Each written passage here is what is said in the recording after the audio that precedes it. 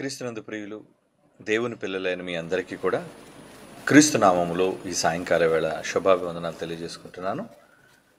మరి ఈరోజు మనం మాట్లాడుకోబోయే ఒక అత్యవసరమైన అంశం నిత్యత్వం దేవుడికేనా? నిత్యత్వం దేవుని ఒక్కనికేనా?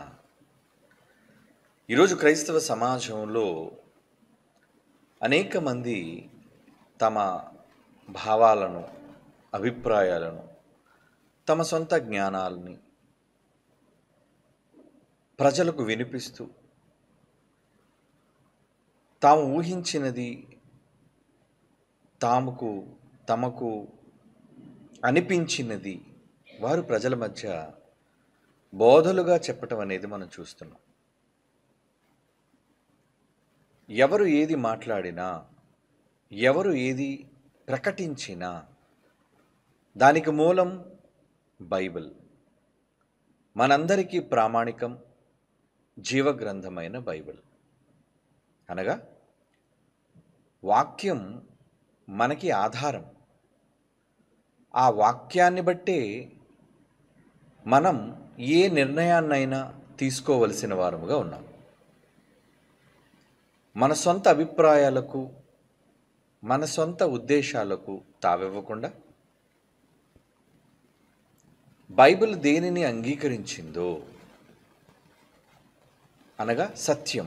బైబిల్ అనగా వాక్యం, సత్యం, నిజం. ఆ నిజాన్ని మనం అంగీకరించగలిగే మనస్సును కూడా కలిగి ఉండాలి. ఈరోజు చాలామంది నిజాలను అంగీకరించలేక తమ మనస్సులో భావించినవి, ఊహించినవి బైబిలులోని మాటలతో సరిపోల్చి అనేక సందర్భాల్లో అపార్థాలకు వెళ్ళిపోతున్న పరిస్థితులు కూడా లేకపోలేవు. ఎందుకంటే ఈ మాట బైబిల్లోనే రాయబడింది. అనేక సార్లు మనం చదువుకున్నాం. పౌలు గారు మాట్లాడుతూ తన మహాజ్ఞాన సంగతులను ఆయన తన పత్రికల్లో కనపరిచాడు. ఆయన మహాజ్ఞాన సంగతులను పరిశుద్ధాత్మ దేవుని ద్వారా రాయించారన్న విషయాన్ని తొలి సంఘానికి పెద్దగా వ్యవహరించిన పేతురు గారు మాట్లాడుతూ ఆయన జ్ఞానాన్ని జ్ఞాపకం చేసుకొని ఒక మాట ఆయన గూర్చి మాట్లాడారు. ఏంటంటే, మరి పౌలు గారు తనకు అనుగ్రహింపబడిన జ్ఞానమును బట్టి ఆయన మీకు రాశారు, తన పత్రికలలో దానిని వివరించారు. అయితే ఆ వ్రాయించిన వాటిలో కొన్ని సంగతులు గ్రహించడం అనేది చాలా అవసరం. వ్రాయబడ్డాయి, కానీ వ్రాయబడిన విషయాలను గ్రహించటం కూడా మనకి చాలా అవసరం. ఎందుకంటే ఈ గ్రహించటంలోనే, సంగ్రహించటంలోనే అది డైల్యూట్ అయిపోకూడదు. గ్రహించటం, సంగ్రహించటం అంటే బైబిల్ నుంచి మనం తీసుకోవటం, బైబిల్లో ఉన్న సత్యాన్ని మనం బయటకు తీయటం, ఎక్స్ట్రాక్ట్ చేయటం. ఉదాహరణకి, మరి పట్టణాల్లో ఒరిజినల్ పట్టు తేనె అని అమ్ముతుంటారు. ఏమండి? పట్టు తేనె అని అమ్ముతుంటారు. కానీ నిజానికి వాళ్ళు అమ్ముతుంది నిజంగా తేనెనా? తేనె పట్టు నుంచి తీసిన ఒరిజినల్ తేనెనా? లేదా ఏమైనా మిశ్రమాలతో కలిపి బెల్లం ద్వారా పాకాలుగా మలిచి ఆ రంగును రప్పించి దాన్ని కూడా ఒకవేళ తేనెగా అమ్ముతున్నారు. మెజారిటీ ఎక్కువగా కనబడేది ఈ కృత్రిమమైనది, అంటే కల్తీ. ఒరిజినల్ పట్టు తేనె అని అంటారు చూసారా, అది గిరిజన ప్రాంతాల్లో, ఏమండి, నిజముగా చెట్టు దగ్గరికి వెళ్ళి ఒక పెద్ద పట్టును వాళ్ళు చూచి దాని నుంచి తేనెని సంగ్రహించి తెచ్చినప్పుడు దాని రుచి వేరు, దానివల్ల కలిగే ఆరోగ్య సూత్రాలు లేదా ఆరోగ్య మెరుగులు చాలా గొప్పవి. అంటే దానిని తేనెగా అమ్ముతున్నారు, తెస్తున్నారు, కానీ అది డైల్యూట్ చేయబడింది. మోసానికి గురైపోతున్నాం చాలామంది. సహజత్వం లేదు అందులో. అనేక మిశ్రమాలతో దాన్ని కల్తీ చేసేస్తున్నారు. అలాగే బైబిల్ కూడా ఈరోజు చదువుతున్నవారు, చదివి ప్రకటిస్తున్నవారు అనేక సందర్భాల్లో దానిని కల్తీ చేయటానికి అలవాటుగా మారిపోయింది. అంటే ఒరిజినల్ ఎక్స్ట్రాక్ట్ అంటారు దాన్ని. అంటే బైబిల్లో ఉన్న అసలు సిసలైన సారం. ఈ సారం వాళ్ళకి తెలియకపోవటం వలన అపార్థం చేసుకొని గ్రహించటంలో వాళ్ళు తప్పు చేస్తున్నారు. అందుకే బైబిల్ని గ్రహించటంలో తప్పులు చేస్తారు అనే విషయాన్ని పేతురు గారు మొదటి శతాబ్దంలోనే రాయించారు. అది ఇప్పుడు మనం చదువుకుంటున్న మాట. 2 పేతురు పత్రిక 3వ అధ్యాయం 16వ వచనం అండి. 2 పేతురు పత్రిక 3వ అధ్యాయం 16వ వచనం. పౌలు తన పత్రికలలో రాశారు అనేక సంగతులు. అయితే వాటిలో కొన్ని సంగతులు గ్రహించుటకు కష్టమైనవి. పరిశుద్ధాత్మ దేవుడు రాయించిన అనేక విషయాలు గ్రహించడానికి కూడా కష్టతరంగా ఉంటాయి. మరి కనీస జ్ఞానంతో మనం ఆలోచించాలి కదా దాన్ని. ఒకవేళ అలా ఆలోచించకపోవటం వలన విద్యావిహీనులు, అంటే సరైన భాషా పరిజ్ఞానం లేని వాళ్ళు, విద్య లేని వాళ్ళు, తర్వాత నమ్ముకున్న దానిపైన స్థిరత్వం లేని వాళ్ళు, అస్థిరులైన వాళ్ళు, అంటే వీటితో పాటు అప్పటికే మిగిలిన లేఖనాలను, తక్కిన లేఖనములను అపార్థము చేసినట్లు చాలా వరకు అపార్థం చేసేసారట. అంటే లేఖనాలు అపార్థానికి గురవుతున్నాయా? వాక్యము అపార్థానికి గురవుతుందంటే అవును, అర్థం పోయి అపార్థం అనేది చోటు చేసుకుంది. అది బైబిలే ఒప్పుకుంది. అపార్థం చేస్తారు. తక్కిన లేఖనములు అపార్థము చేసినట్లు తమ స్వకీయ నాశనం.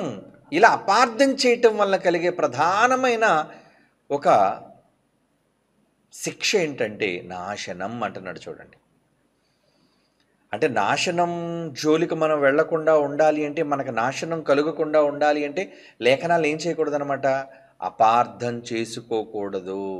అపార్థం, లేఖనములను ఎవరు అపార్థం చేసుకున్నా వాళ్ళకు కలిగే అతిపెద్ద ప్రమాదం ఏంటంటే నాశనం. మరి నాశనానికి వెళ్ళే ముందు వెళ్ళిపోతామనే భయం ముందు మనలో ఉంటే ఎంత జాగ్రత్తగా చదువుతామండి. కొన్ని సందర్భాల్లో హ్యాండిల్ విత్ కేర్ అంటారు. అంటే సున్నితమైనవి, ఒక గాజు అద్దాలు కావచ్చు, ఏమండి, సులువుగా విరిగిపోయే వస్తువులు కావచ్చు, వాటిని హ్యాండిల్ విత్ కేర్ అంటారు. జాగ్రత్తగా పట్టుకోండి, జాగ్రత్తగా ట్రాన్స్పోర్ట్ చేయండి అంటారు. అలాగే కొన్ని ప్రమాదకరమైనవి, ఎలా gases, liquids, highly inflammable, poisonous. Sulphuric acid తీసుకెళ్తాను అనుకోండి, ఒకవేళ ఎప్పుడైనా యాక్సిడెంట్ జరిగి ఆ లారీ ఒకళ్ళు బోల్తా పడితే పక్కన ఉన్న వాళ్ళందరూ కాలిపోతారు. ఒకవేళ అది ఏ పెట్రోలు, వైట్ పెట్రోలు అయితే మాత్రం ఇగ్నైట్ అయింది అనుకోండి, అంటే ఒకవేళ అది నిప్పు రాజుకుంది అనుకోండి, భగ్గుమని ఆ పరిసర ప్రాంతాలన్నీ కూడా దహించుకుపోతాయి. కనుక దాన్ని హ్యాండిల్ విత్ కేర్. ప్రమాదం ఉంది వాటితో. వాటిని హ్యాండిల్ చేయటం చాలా జాగ్రత్తగా చేయాలి. ఎలా పడితే అలా చేయకూడదు. మనుష్యుల విషయంలోనే మనం వాడుకునే నిత్య సరుకులలో, నిత్యావసర వస్తువులలో ఇన్ని విషయాలను, భద్రతను మనం పాటిస్తున్నప్పుడు వాక్య విషయంలో కూడా భద్రత లేకపోతే ఎలా చెప్పండి. భద్రత అనేది ప్రాముఖ్యం. సేఫ్టీ ఫస్ట్ అంటారు ఎప్పుడు కూడా. ముందు మన శ్రేయస్సు ముఖ్యం, క్షేమం ముఖ్యం. బైబిల్ని కూడా ఆపరేట్ చేస్తున్నప్పుడు కూడా క్షేమాన్ని చూడాలి. అక్షరాలే కదండి, ఏముంది చదువుకుంటే పోయిందిగా అని అనుకుంటున్నారా? చాలా ప్రమాదం. Handle with care. బైబిల్ అంటే ఏంటి? Handle with care. Highly inflammable అంటే దహించుకుపోతావు, జాగ్రత్త. నాశనం అంటే ఏంటి? బైబిల్లో ఒకవేళ అపార్థం చేసుకుంటే తర్వాత మీ బ్రతుకు బూడిద, అగ్నిమయం. కనుక బైబిల్ చదివేటప్పుడు, బైబిల్ ప్రకటించేటప్పుడు, బైబిల్ గురించి ఒక నిర్ధారణకు వచ్చేటప్పుడు మనం ఏం చేయాలంటే హ్యాండిల్ విత్ కేర్. బైబిల్ చాలా జాగ్రత్తగా హ్యాండిల్ చేయాలి. ఏదో ఇది ఒక మత పుస్తకం అండి, లేదంటే ఏదో నేను నమ్ముకున్న ఒక పవిత్ర గ్రంథం అండి, నేను ఎలా చదివితే ఏంటండి, ఎలా తీసుకుంటే ఏంటండి, నా మనసులో నమ్మకం ఉందండి, ఇటువంటి తప్పుడు విధానాలలో బైబిల్ని స్వీకరించకూడదు. అలా స్వీకరించబట్టే ఈరోజు క్రైస్తవ్యం ముక్కలు చెక్కలైపోయింది. ఒకే మాటను పట్టుకొని పలు రకాలుగా భిన్నాభిప్రాయాలు మనుష్యుల మధ్య ఎందరో కోట్ల మంది బ్రతుకులను దహించేస్తున్నాయి, అది వాళ్ళకి అర్థం కావటం లేదు. కనుక మనం కూడా దహించబడకుండా ఉండాలి అంటే హ్యాండిల్ విత్ కేర్. బైబిల్ చాలా జాగ్రత్తగా దాన్ని ఆపరేట్ చేయాలి. ఏమండి, గన్ పౌడర్ దగ్గర చాలా భద్రంగా ఉండాలండి. ఇగో దీపావళి వస్తుంది, అక్కడ ఎలా ఉంటుంది, ఆ ప్లాంట్ల దగ్గర కావచ్చు, లేదంటే ఆ గొడౌన్స్ దగ్గర కావచ్చు, ఎలా పడితే అక్కడ చాలా దూరంగా పెడతారు ఎప్పుడు కూడా అటువంటి వాటిని. ఎందుకంటే అక్కడ నిప్పు రాకూడదు, లేదంటే ప్రాణాంతకం. అలాగే బైబిల్ విషయంలో అశ్రద్ధ కూడదు, ప్రమాదకరం, హానికరం. ఈ భద్రత అందరూ పాటించాలి. ఎవ్రీబడి, క్రైస్తవులుగా బైబిల్ చదివే మీరు, నేను, అందరం పాటించాలి దీన్ని. అపార్థం చేసుకొని ఏమైపోతారంటున్నాడండి, ఏమైపోతారు? తమ స్వకీయ సొంత నాశనానికి అపార్థము చేయుదురు. వక్రమంగా తిప్పడం అంటారు దాన్ని, అంటే వాళ్ళకి నచ్చినట్లుగా తిప్పుకోవటం. ఈరోజు చూడండి, ఏదైనా ఒక టాపిక్ సోషల్ మీడియా వచ్చిన తర్వాత అండి ఎంత దారుణం అయిపోయిందంటే, ఎవరు నోటుకొచ్చింది వారు మాట్లాడడం, వాడు సొంతగా ఛానల్ పెట్టేసుకోవడం, ఒక చీప్ మొబైల్ కొనేసుకోవటం, డబ్బులు లేకపోతే, డబ్బులుంటే కెమెరా కొనుక్కుంటాడు, దాని ముందుకు వస్తాడు, ఒక లైటింగ్ సరిగ్గా ఉండదు. ఏమండి, ఒక ఆలోచన విధానం సరిగ్గా ఉండదు. నేను కూడా చెప్పేయాలి, నాకు కూడా వ్యూస్ రావాలి, నాకు కూడా ప్రజల మధ్య గుర్తింపు కావాలి. గుర్తింపు కోసం వాక్యం చెప్పేవాళ్ళు, గుర్తింపు కోసం ప్రజల మధ్యకు ఛానల్స్ రూపంలో వెళ్ళేవాళ్ళు, ఇకపోతే దాని నుంచి లాభాలను ఆశించేవారు. ఏంటది అంటే, సరిగ్గా హ్యాండిల్ చేస్తున్నారా?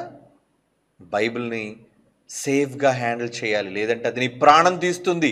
నీ ప్రాణం రక్షించేదే నీ ప్రాణాన్ని ముగిస్తుంది నిత్యాగ్ని దండనలో. కనుక జాగ్రత్త పడాలి. ఏదైనా ఒక సందర్భం ప్రజల మధ్యకు వచ్చేసరికి అందరూ దానికి సంబంధించి మాటలు, వాదాలు, వాగ్వివాదాలు, చివరకు ఒకరి మీద ఒకరు బురద చల్లుకోవటాలు, దూషించుకోవడాలు. అక్కడితో పోయి ఇంకేమైపోయిందండి, అన్యజనులు, నమ్మని వాళ్ళు దూషించారంటే అర్థం ఉంది, క్రైస్తవుడా నువ్వు కూడా దూషణ చేస్తున్నావా, నువ్వు కూడా దూషణకు దిగుతున్నావా? ఎందుకంటే ఎవరి కోసమైనా వాళ్ళు రాసే కామెంట్లు అంటారు చూసారా, వాటిని చదవండి, ఎంత దారుణంగా ఉంటాయో. నచ్చిన వాళ్ళు కామెంట్లు అయితే ఒకలా ఉంటాయి, నచ్చని వాళ్ళ కామెంట్లు అయితే ఒకలా ఉంటాయి. అంటే ఎంత దారుణానికైనా ఒడిగొట్టి, ఎంత నీచానికైనా దిగజారి మాట్లాడాలనుకునే పరిస్థితులు ఈరోజు క్రైస్తవుల మధ్య వచ్చేసాయి. సమాజం ఎలాగ తగలబడిపోయింది పోనివ్వండి, కానీ ప్రభువు నమ్ముకున్నామని చెప్పుకున్న వారి పరిస్థితులు ఎలా ఉన్నాయి ఈరోజు? వాళ్ళలో కక్షలేంటి, వాళ్ళలో ఆవేశాలేంటి, వాళ్ళలో కోపోద్రేకాలేంటి? దేవుని పిల్లలారా, వారందరూ మాట్లాడుకొని అపార్థం చేసుకొని, అంటే వాక్యాన్ని అపార్థం చేసుకోవటం, ఒకరొకలా చెప్పడం, మరొకలా చెప్పటం. కనుక ముందు మనం అంతా ఏం చేయాలి? అపార్థాలు వద్దు, ముందు మనం కూర్చొని ఏది యథార్థం, ఏది నిజం, ఏది సత్యం, దానికి ప్రామాణికం బైబిల్, పవిత్ర గ్రంథం, దాన్ని చదువుకుందాం, నేర్చుకుందాం. నాకంతా తెలుసు అనుకోవడం కన్నా బైబిల్ దగ్గర మనం అంతా విద్యార్థులమే కనుక మనం కూర్చొని పరిశీలించి ఏది నిజాలు అనేది ఏమండి చర్చలు తేలుతుంది. ఒక సమస్య కోర్టుకు వెళ్ళేటప్పుడు ఆ కోర్టుకి ఆ సమస్య కోసం ఇరు పక్షాల లాయర్లు, అడ్వకేట్లు ఏం చేస్తారంటే వాదోపవాదాలు చేస్తారు. వాళ్ళేం కొట్టుకోరు, వాళ్ళేం తిట్టుకోరు, దుర్భాషలాడరు. సత్యాన్ని బయటికి తీయడం కోసం చర్చ జరుపుతారు అక్కడ, ఏది నిజం ఏది అబద్ధం అనేది. అప్పుడు అందులోంచి ఒక సత్యం బయటకు వస్తుంది. అప్పుడు దానిని జడ్జ్, న్యాయమూర్తి ఆమోదించి ఇది నిజం ఇది అబద్ధం అని తీర్పునిస్తాడు. అలా సత్యం బైబిల్ కనుక ఆ సత్యాన్ని మాట్లాడుకోవడం కోసం, ఆ సత్యాన్ని గురించి చర్చించుకోవడం కోసం ఏం చేయాలండి? ఇరుపక్షాల లాయర్లు కూడా నల్లకోట్లు చింపుకొని ఏమంటే బట్టలు చింపుకొని ఒకరితొకరు ముష్టి యుద్ధానికి పాటుపడతారు అనుకోండి, ఇక బోన్లో ఉన్న ముద్దాయి సంగతి ఏంటి చెప్పండి? ఒరే మీరు కొట్టుకు చచ్చిపోతే నా పరిస్థితి ఏంటి? నాకు శిక్ష వేసేస్తాడు చూస్తే న్యాయమూర్తి. కనుక అక్కడ ముష్టిఘాతకానికి కాదు అక్కడికి వెళ్ళింది, చక్కగా సంభాషణతో మాట్లాడుకొని చర్చించి నిజానిజాలను నిరూపించాలి, తెలుసుకోవాలి, బహిర్గతం చేయాలి. ఈరోజు ఎందుకో క్రైస్తవ్యానికి అది లోపిస్తుంది. ప్రతి చిన్నదానికి ఆవేశం, ప్రతి చిన్నదానికి తొందరపాటుతనం, అబద్ధాలను సైతం ప్రజల మధ్య మాట్లాడడం, అబద్ధాలను సైతం ప్రజల మధ్య చొప్పించడం, నోటుకు వచ్చిందలా మాట్లాడడం, తెలియనిది కూడా వీళ్ళకి తెలియని దాని గురించి కూడా మాట్లాడడం. వాళ్ళకి ఏమీ తెలియకపోయినట్ట వాళ్ళు ఎలా మాట్లాడతారట? విస్తారంగా మాట్లాడతారట. జనాలు జరగబోయేది ఏంటో తెలియకపోయినా మాట్లాడడంలో వాళ్ళకున్న జబ్బు ఏంటంట? విస్తారంగా మాట్లాడతారని చెప్పాడు మహాజ్ఞాని సొలొమోను. ప్రసంగి గ్రంథం 10వ అధ్యాయం 14, ప్రసంగి గ్రంథం 10వ అధ్యాయం 14 వచనం. ఇక్కడ ఒక ఇష్యూ కోసం చెప్తున్నాడు. అంటే మనిషి చనిపోయిన తర్వాత ఏమవుతాడు అని ఒక సబ్జెక్ట్ తీసుకుంటే అదొక సబ్జెక్ట్. ఆ సబ్జెక్ట్ కోసం ప్రజలు ఎలా ఉంటారట? కలుగబోవున్నది ఏదో వీళ్ళకి తెలియకపోయినా బుద్ధిహీనులు, బుర్ర లేనివాడు, జ్ఞానం లేనివాడు ఏం చేస్తారటండి? అబ్బబ్బబ్బ విస్తారంగా మాట్లాడతారటండి. ఈరోజు చూడండి, ఎక్కడ చూడండి ఒక చిన్న ఇష్యూ రగులుకుంటే చాలండి, ఏమండి అది రాష్ట్రానికి సంబంధించిన ఇష్యూ కావచ్చు, దేశానికి సంబంధించిన ఇష్యూ కావచ్చు, ఒక కుటుంబానికి సంబంధించిన ఇష్యూ కావచ్చు, చివరికి బైబిల్ సంబంధించిన ఇష్యూ కావచ్చు, ఏ ఇష్యూ అయినా మాట్లాడే వాళ్ళు ఏమైనా తక్కువ ఉంటారండి? ఇటు ప్రతి ఒక్కరు పోస్టులు పెట్టాడమే, ప్రతి ఒక్కరు మాట్లాడాడమే. ఏం తెలిసని మాట్లాడుతున్నారు? విస్తారంగా. అలా మాట్లాడే వాళ్ళంతా ఎవరో తెలుసా? జ్ఞానులు అనుకోకండి. ఎక్కువ మాట్లాడేవాడిని ఏమన్నా తెలుసా? బుద్ధిహీనులు. ఓవర్గా మాట్లాడేవాడు బుద్ధిహీనుడు. ఎలా చెప్తున్నాం మనం? బైబిల్ చెప్పింది. జ్ఞాని ప్రతి సందర్భం కోసం అనవసరంగా మాట్లాడు, ప్రతి చిన్నదాని కోసం అనవసరంగా కామెంట్ చేయడు, ఆలోచించి మాట్లాడతాడు జ్ఞాని. కానీ బుద్ధిహీనుడు నోటుకొచ్చిందల్లా మాట్లాడతాడు. సమాజంలో బుద్ధిహీనులు ఎక్కువయ్యారు, మెజారిటీ. కనుక విస్తారమైన మాటలు మాటలు మాటలు మాటలు. ఆ మాటల్లో ఏంటి? నిజాలు లేవు, అన్ని అబద్ధాలు. అబద్ధం. ఈరోజు మనం మాట్లాడుకోబోయే అంశంలో నిత్యత్వం నిత్యత్వం నిత్యత్వం నిత్యత్వం. ఈ మధ్యకాలంలో దీనికోసం తెగ పీక్కుంటున్నారండి. అందరూ జుట్లు పీక్కుంటున్నారు. అంటే ప్రత్యక్షంగా లేరు కానీ ఎదురుగుండా ఉంటే అప్పుడప్పుడు చూసారా, ఈ మాస్ సోషల్ ఏరియాస్లో ఏమండి మాస్ పీపుల్ ఒక నీళ్లు పట్టుకునే దగ్గర కావచ్చు, లేదంటే రేషన్ షాప్ దగ్గర కావచ్చు, ఏదైనా ఒక విషయం కోసం వాగ్వివాదం జరిగింది అనుకోండి. ఈ మధ్యన చూసారా, ఫ్రీ బస్ అనగానే మహిళలు కొన్ని వైరల్ అయిపోయి వీడియోస్ ఏం చేస్తున్నారు? ఏంటి లాక్కోవడం, పీక్కోవడం, కొట్టుకోవడం, ఏమండి జుట్టు పట్టుకొని. ఏంటి ఆ యుద్ధం? ఏంటి ఆడవాళ్ళకి? ఏంటి ఆ యుద్ధం? ఏంటి అంటే అవసరమైతే ముష్టి యుద్ధానికి కూడా వాళ్ళు సిద్ధపడిపోయారు. స్త్రీ శక్తి, ఏమంటే మాలో కూడా శక్తి ఉంది, మేము కూడా పంచ్ పవర్ మాకు ఉందని చెప్పి వాళ్ళు కూడా చూపిస్తున్నారు. మరి వీళ్ళు ఎదురుగుండా లేడు కానీ వీడియో ద్వారా వాడు జుట్టు పట్టుకుంటాడు, వాడు వీడియో ద్వారా వీడు జుట్టు పట్టుకుంటాడు. అంటే ప్రత్యక్షంగా స్త్రీలు ఎలాగైతే కొట్టుకుంటున్నారో ఈరోజు విజ్ఞానులను చెప్పుకొని, మేము మేధావులను చెప్పుకొని వీళ్ళు కూడా సోషల్ మీడియాలోనికి వచ్చి వీళ్ళు ఏం చేస్తున్నారు? పోస్టులు. అందులో మధ్యవర్తులండి. ఒరిజినల్ వ్యక్తి ఒక మాట మాట్లాడితే దానికి ఒక 2-3 ఫోటోలు అదనంగా యాడ్ చేసి, ఏమండి వీటి సంబంధించిన విషయాలను గురించి కూడా, పనికిరాని విషయాలను గురించి కూడా, అనవసరమైన వ్యక్తులను కూడా తలదూర్చేటట్టు చేసి వాళ్ళని కూడా సమస్యల్లోనికి లాగి దాని మీద పోస్ట్ పెట్టడం. అంటే ఏంటి? కొంతమంది ఫెమిలియర్ ఫేస్లు ఉన్నాయనుకోండి, అందరికీ తెలిసిన ముఖాలు, వాళ్ళ ముఖాలు ఫోటోలుగా పెట్టడం వల్ల ఏంటంటే వ్యూస్ పెరుగుతాయి. దానికి ఏంటి ఈయన ఫోటో ఉందేంటి, ఏం మాట్లాడారు దీనికోసం, ఏంటుంది ఇందులో అంశం? అలా సంబంధించిన విషయాలలోకి కూడా వ్యక్తులను కూడా లాగి గొడవ పెద్దది చేయటం, అల్లరి చేయటం. ఒక విధంగా మనమంతా పరిశుద్ధాత్మను పొందిన వాళ్ళు. పరిశుద్ధాత్మ దేనికి కర్త కాడు అని బైబిల్ చెప్పిందంటే అల్లరి. అసలు అల్లరి ఉండదు ఆయన దగ్గర, చాలా కామ్ గోయింగ్. ఏమండి అప్పుడప్పుడు ఆడవాళ్ళ విషయంలో మాట్లాడేటప్పుడు ఏమండి, ఆ అమ్మాయి చాలా కామ్ గోయింగ్ అండి, అసలు ఉన్నట్టే తెలియదండి.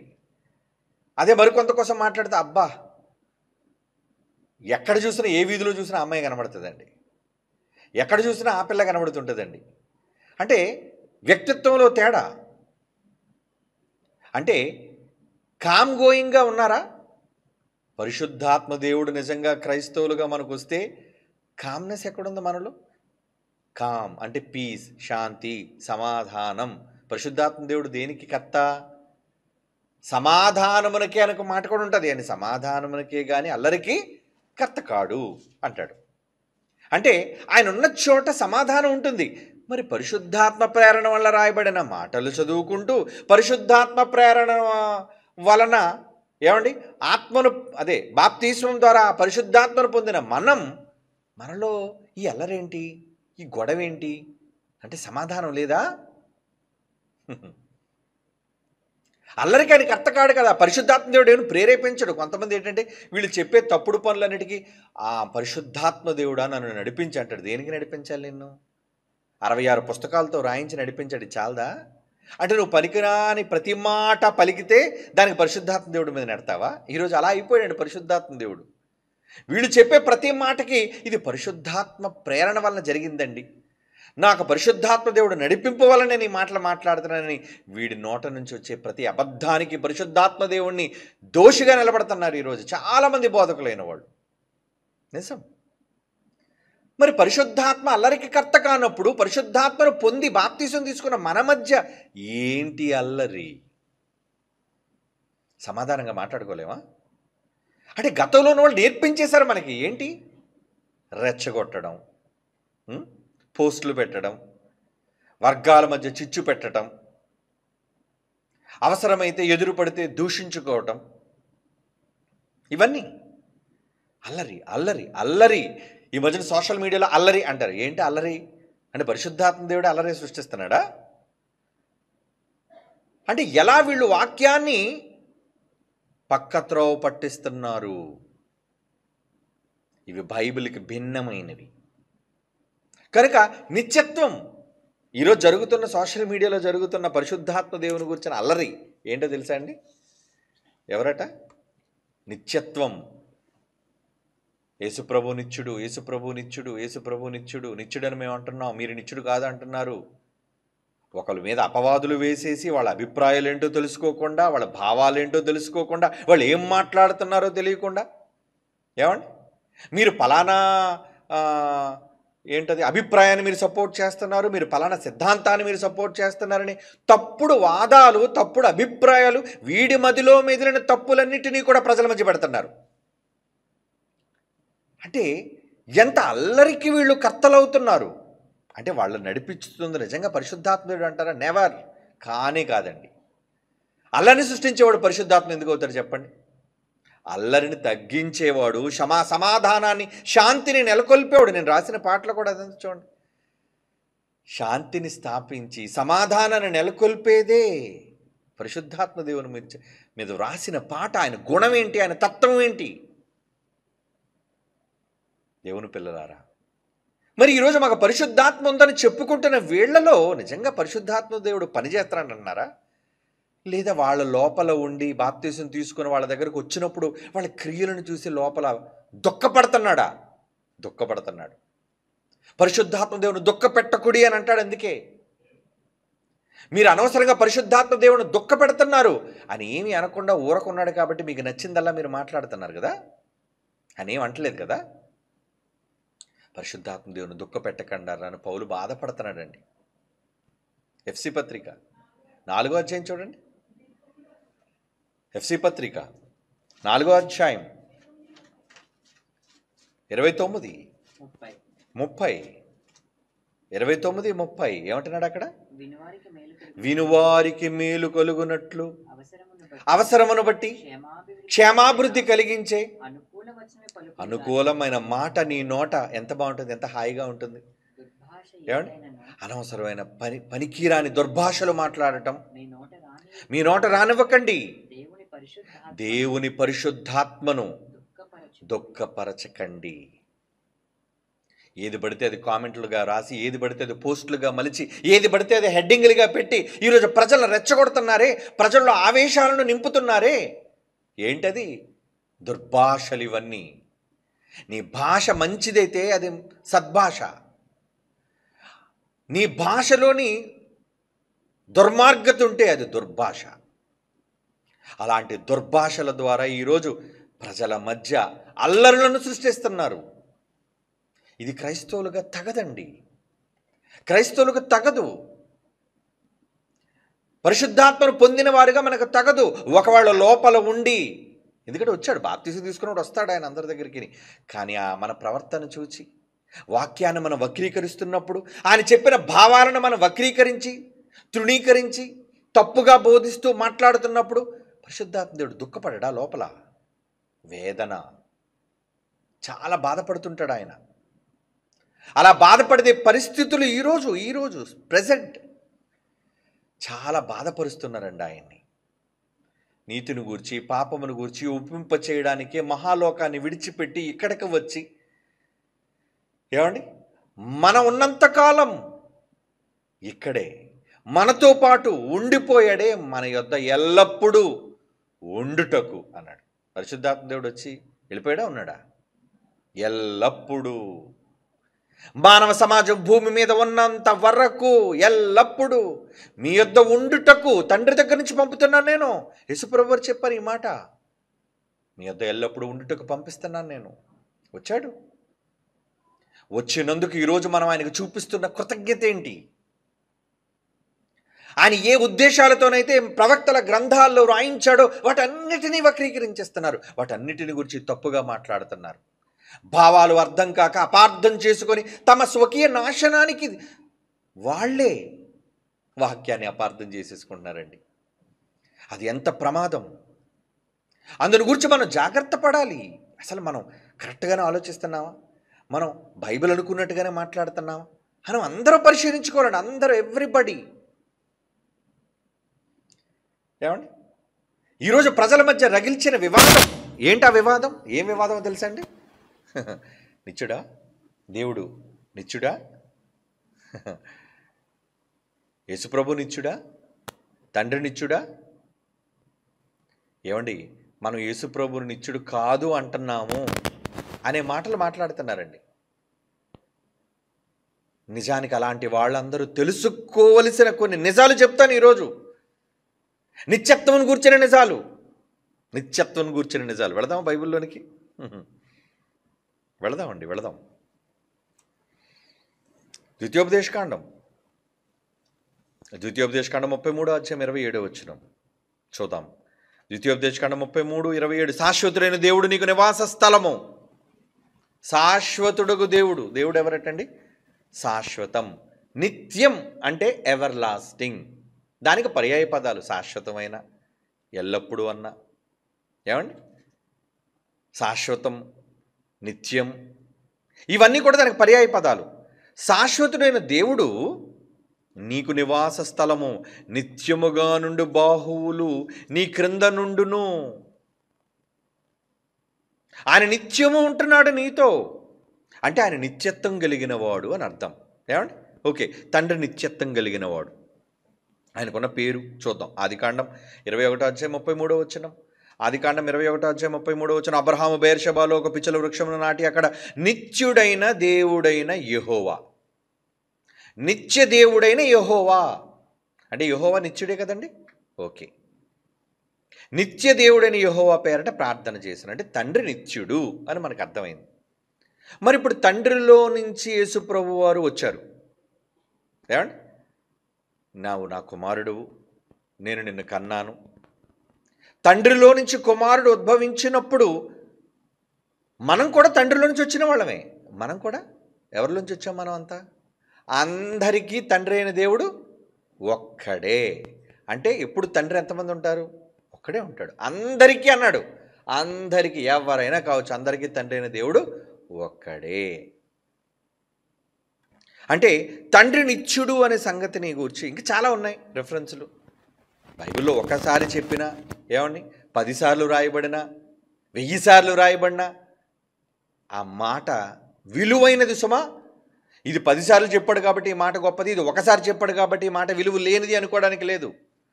ఒక్కసారి చెప్పినా, 10 సార్లు చెప్పినా, 50 సార్లు చెప్పినా మాట విలువ కలిగింది. కనుక దేవుడు నిత్యుడు అనే సంగతి మనకు అర్థమైంది. ఓకే, ఇప్పుడు యేసుక్రీస్తు వారిని గురించి ఆలోచిద్దాం. ఏమండి, యేసుక్రీస్తు వారిని గురించి ఆలోచించే విషయంలో ఆయన ఏమన్నాడో చూడండి. మత్తయి సువార్త 28వ అధ్యాయం, మత్తయి సువార్త 28వ అధ్యాయం. ఎవరు నాయన డిస్టర్బెన్స్ లేని చూడండి రా. మత్తయి సువార్త అసలు ఏది ముట్టుకోకుండానే డిస్టర్బెన్స్ వస్తుంది, చెక్ చేసుకోండి. మత్తయి సువార్త 28వ అధ్యాయం 20వ వచనం. నేను మీకు ఏ సంగతులు ఆజ్ఞాపించుతున్నా వాటన్నిటినీ గైకొనవలెనని వారికి బోధించి, ఇదిగో యుగ సమాప్తి వరకు సదాకాలము నేను మీతో కూడా ఉన్నాను. సదాకాలం అంటున్నాడు అంటే యేసుప్రభు వారు సదాకాలం, నిత్యం. ఇకపోతే యేసుప్రభు వారికి ఒక పేరు కూడా ఉంది. యెషయా గ్రంథం మనం చాలాసార్లు చదువుకున్న మాట, 9వ అధ్యాయం 6వ వచనం. యెషయా గ్రంథం 9వ అధ్యాయం 6వ వచనంలో ఆ మొక్క మాట చదవండి. ఆశ్చర్యకరుడు, ఆలోచనకర్త, బలవంతుడైన దేవుడు, నిత్యుడగు తండ్రి. ఏమండి, సమాధానకర్త, నిత్యుడగు తండ్రి అని పేరు పెట్టబడింది. ఒక తండ్రిగా, నిత్యత్వాన్ని కలిగిన వ్యక్తిగా ఆయన ఉన్నాడు. ఏమండి, అంటే యేసుప్రభు వారు నిత్యులా? యేసుప్రభు వారు నిత్యులా? ఎస్, నిత్యులు. ఏమండి, ఇది ఎవరు కాదనలేరు. ఏమండి, దయచేసి ఈ మైక్ తర్వాత తీసేయండి, ఇంకా వేరే మైక్ అయినా పెట్టండి. ఏమైనా కార్డ్స్ ఉంటాయి మార్చి, ఇప్పుడు కాదులేండి, తర్వాత ఏం చేసేయండి, ఎందుకంటే టైం లేదు మనకి.